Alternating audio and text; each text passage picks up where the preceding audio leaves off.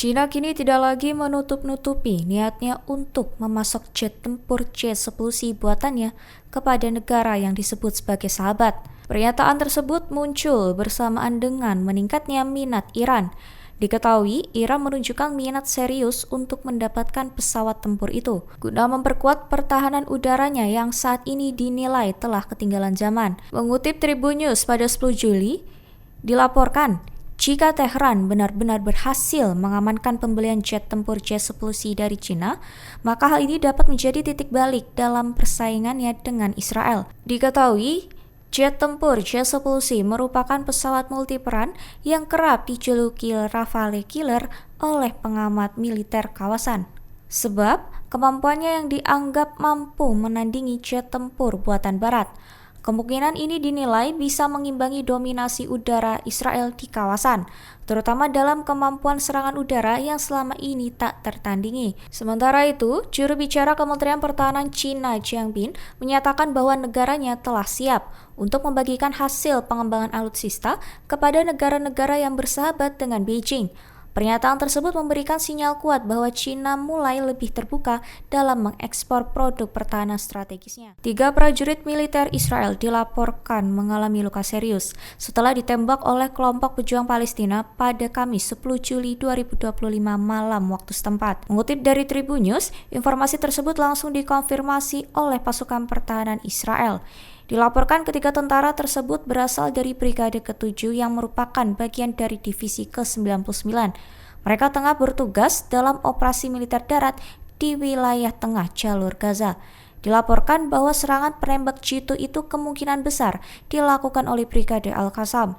Brigade Al-Qassam merupakan sayap militer dari gerakan perlawanan Islam Hamas. Ia diyakini memiliki informasi intelijen akurat mengenai pergerakan pasukan IDF di berbagai sektor jalur Gaza. Informasi tersebut diduga kuat digunakan untuk melancarkan serangan secara sistematis terhadap personel militer Israel. Selain itu, Hamas telah memanfaatkan data intelijen tersebut untuk menyusun serangan yang melibatkan penembak jitu secara terorganisasi.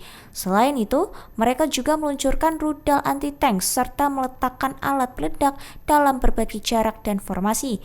Serangan tersebut juga disertai tembakan senjata ringan dan mortir. Kedutaan Besar Amerika Serikat menuduh Houthi telah membunuh kru kapal Eternity Sea yang menghambat upaya penyelamatan. Pemerintah AS juga menegaskan bahwa kelompok bersenjata itu telah menculik banyak awak kapal yang selamat dari serangan tersebut, serta menyerukan agar mereka segera dibebaskan tanpa syarat. Kedutaan juga menyatakan bahwa tindakan brutal Houthi ini semakin memperkuat alasan mengapa AS mengategorikan mereka sebagai organisasi teroris.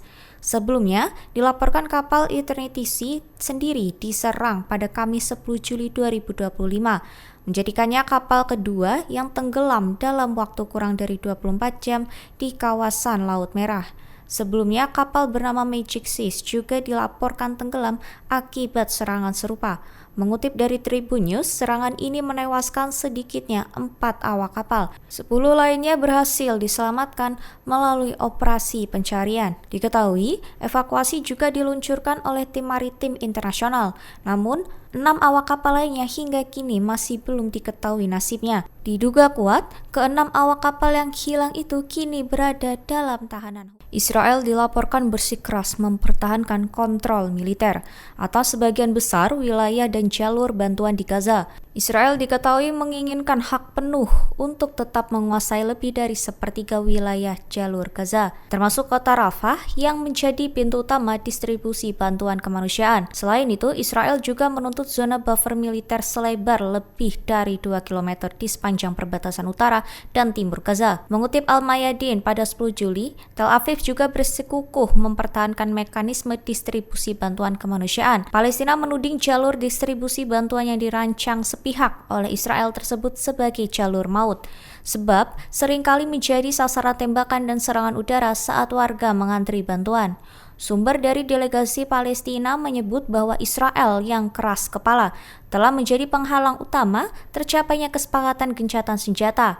Di sisi lain, kelompok perlawanan Hamas menyatakan tetap berkomitmen terhadap gencatan senjata yang adil, menyeluruh, dan permanen. Pemimpin Gerakan Ansyar Allah di Yaman, Sayyid Abdul Malik Al-Houthi, menegaskan terkait operasi militer yang dilakukan di Laut Merah, Teluk Aden, dan Laut Arab akan terus berlanjut sebagai bentuk komitmen terhadap rakyat Palestina dan perjuangan di jalur Gaza. Mengutip pada Al-Mayadin 10 Juli, pernyataan itu disampaikan Sayyid Al-Houthi dalam pidato terbarunya pekan ini. Ia mengungkapkan bahwa dalam beberapa hari terakhir, diketahui pasukan bersenjata Yaman telah melancarkan 45 operasi militer besar. Serangan itu, kata Al-Houthi, merupakan respon langsung terhadap agresi Israel di Gaza.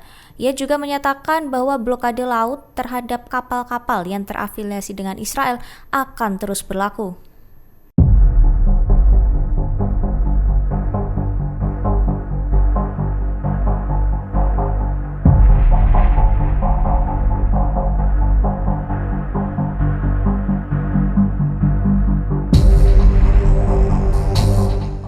Harapan akan tercapainya gencatan senjata permanen antara Israel dan Hamas tampaknya masih jauh dari kenyataan.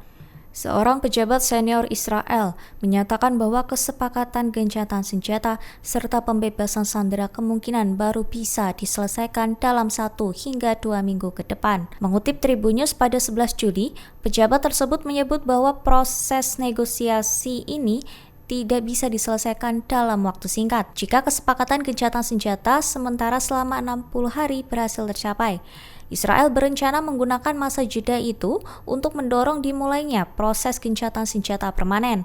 Namun, dari sudut pandang Israel, gencatan senjata permanen itu mensyaratkan agar Hamas bersedia melucuti seluruh persenjataannya. Sementara itu, Presiden Amerika Serikat Donald Trump mengatakan bahwa kesepakatan antara Israel dan Hamas kini berada di tahap yang sangat dekat. Ia menyebut kemungkinan pengesahan kesepakatan bisa terjadi dalam pekan ini atau pekan depan, tetapi belum ada kepastian resmi. Presiden Iran Masoud Pezeshkian melontarkan peringatan keras kepada Badan Energi Atom Internasional yang mendesak agar IAEA menghentikan standar ganda yang selama ini diterapkan jika ingin kerjasama nuklir kembali berjalan. Pernyataan tersebut disampaikan dalam percakapan telepon antara Pezeshkian dan Presiden Dewan Eropa Antonio Costa pada Kamis 10 Juni 2025.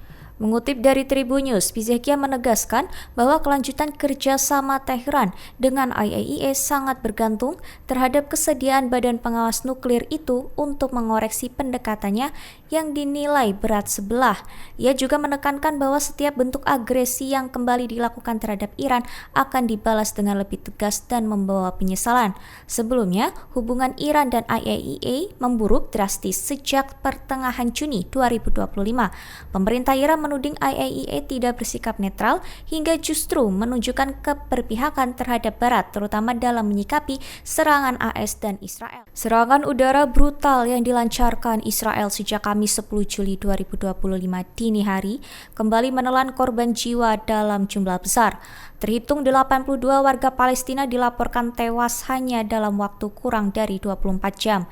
Di tengah memanasnya perundingan gencatan senjata yang belum menemui titik temu, Kementerian Kesehatan Gaza menyebutkan bahwa salah satu serangan paling mematikan terjadi di Deir al-Balah, Gaza Tengah. Dilaporkan banyak warga sipil gugur saat mereka sedang menunggu antrian bantuan nutrisi. Mengutip pada Tribun News, Israel juga dituding melakukan pemindahan paksa besar-besaran.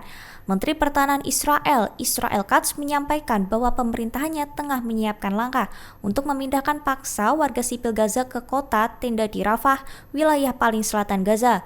Langkah ini langsung menuai kritik tajam dari berbagai pihak. Juru bicara UNRWA Tamara Al-Rifai menyebut bahwa pengungsian besar-besaran ini berpotensi menciptakan kamp konsentrasi modern di perbatasan Mesir. Ia menegaskan bahwa masyarakat internasional tidak boleh diam melihat tindakan pemindahan paksa yang melanggar hukum kemanusiaan ini. Download Tribun X sekarang, menghadirkan lokal menjadi Indonesia.